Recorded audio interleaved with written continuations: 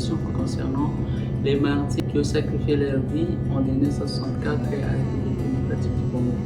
Mais avant de les accueillir, chers internautes, je vous demande de bien vouloir vous abonner à cette page YouTube Les Prêtres des Sacrifieurs de Jésus en République démocratique du Congo, en vue de rester dans l'actualité et de suivre d'autres émissions.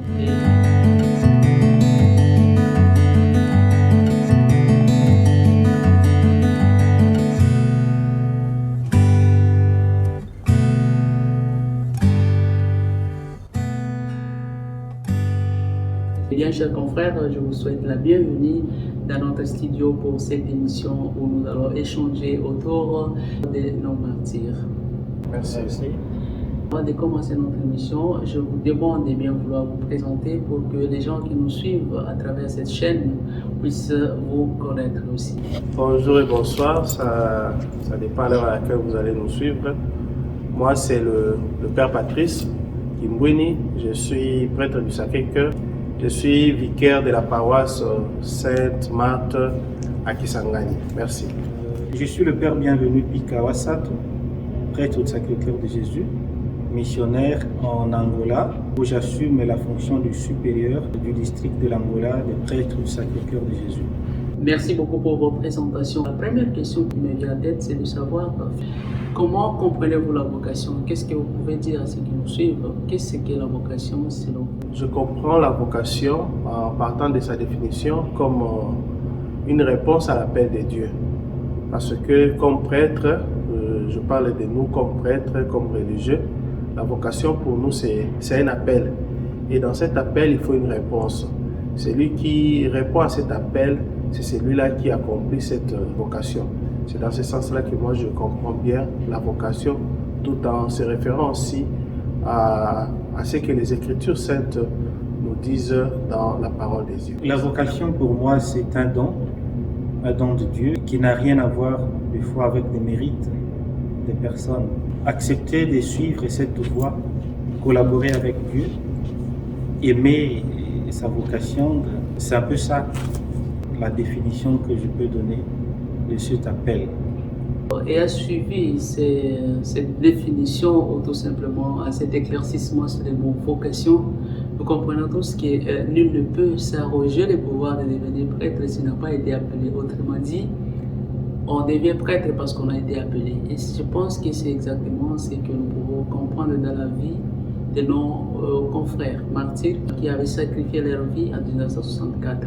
Alors pouvez-vous, chers prêtres, nous dire un mot en rapport avec les confrères martyrs, en rapport avec leur vie, en rapport à ce qu'ils ont vécu à ce moment-là? Pouvez-vous dire au public qui nous suit ce que cette commémoration vous rappelle aujourd'hui? Voilà, quand je regarde, je considère cette journée du 26 novembre où on se rappelle de nos martyrs.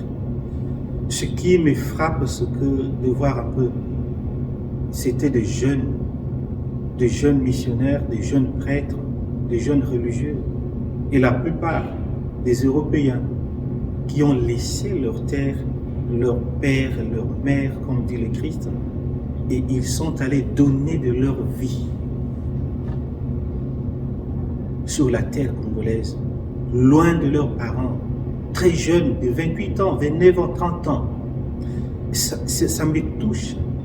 Et voilà pourquoi ils appartiennent à l'humanité, ils ont donné leur sang. C'est aussi l'occasion pour nous de revoir, et jusqu'aujourd'hui, beaucoup de souffrances pour ce peuple congolais et implorer le sang de ces martyrs pour demander la paix. Et disons-le que la journée du 26 novembre est appelée journée de la mémoire léonienne parce que c'est la date à laquelle beaucoup de nos confrères qui étaient missionnaires en République démocratique du Congo en 1964 ont été martyrisés à cause de leur foi. Et voilà, aujourd'hui c'est un événement de la congrégation, ce qui fait que l'événement a été célébré partout en République démocratique du Congo et à travers le monde entier. Ces martyrs sont honorés partout dans le monde. On est ici aux États-Unis. Le mémorial, ils ne sont pas morts ici, mais au Congo. Mais voilà, ils sont honorés même ici. Donc c'est l'appel à un courage évangélique, à accepter de donner sa vie pour ce frère. Comme dit le Christ, il n'y a pas de plus grand amour que de donner sa vie pour ceux qu'on aime. Un martyr, c'est celui qui qui accepte de souffrir, qui donne sa vie parce qu'il ne veut pas trahir sa foi. Les confrères qui sont morts, ils sont venus au Congo pour l'évangélisation. Ils ont évangélisé. Ils avaient aussi la possibilité, quand la guerre a commencé, la possibilité de rentrer dans leur pays. Mais sentant un peu la souffrance du peuple, ils ont fait comme le Christ, rester avec ce peuple, demeurer avec eux, souffrir avec eux, mourir avec eux. C'est ça l'essence des martyrs. Aujourd'hui, nous célébrons ces confrères, nous célébrons ces martyrs et nous aussi, nous voulons emboîter leur vie. Parce que nous le disons aujourd'hui, que suivre le Christ n'est pas seulement une vie de roses. Suivre le Christ, c'est aussi une vie entachée des embûches, beaucoup d'obstacles. Mais avec le Christ, si nous mettons vraiment notre foi en lui, je crois bien que nous allons aussi réussir notre cheminement. Merci pour vos éclaircissements et un mot de la fin. Que pouvez-vous recommander ou dire au public qui nous suit? Vous savez que c'est un public cosmopolite, il y a des parents qui nous suivent, il y a des consacrés qui nous suivent, il y a aussi des enfants qui nous suivent, qui peut-être demain ou après-demain pourraient aussi sentir ce désir de se consacrer à Dieu. Alors quel est le message que vous avez à adresser à ces peuples de Dieu? S'il y a un message que je pourrais donner au public qui aura l'occasion de nous suivre, c'est que les confrères que nous célébrons aujourd'hui n'étaient pas congolais. Ils étaient des étrangers, mais qui ont accepté de venir annoncer la bonne nouvelle dans cette terre congolaise. Comme le Christ, comme Jésus avait dit aux apôtres, allez par le monde entier, dans Matthieu chapitre 28, annoncer la bonne nouvelle.